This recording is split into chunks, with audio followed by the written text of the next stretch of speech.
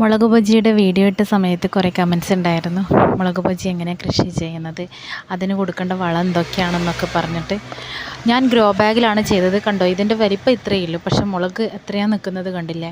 അതായത് അതിന് നമ്മൾ ആദ്യം കൊടുക്കേണ്ടത് അടിവളമായിട്ട് കൊടുക്കേണ്ടതാണ് നമ്മളെ കോഴിവളമോ അല്ലെങ്കിൽ ചാണകമോ, അതും പിന്നെ കമ്പോസ്റ്റും അതുപോലെ മണ്ണും കൂടി മിക്സ് ചെയ്തിലോട്ട്. ഗ്രോ ബാഗിലാണ് നടുന്നെങ്കിൽ നമ്മൾ ചകിരിച്ചോറും കൂടി ചേർത്ത് കൊടുക്കുക.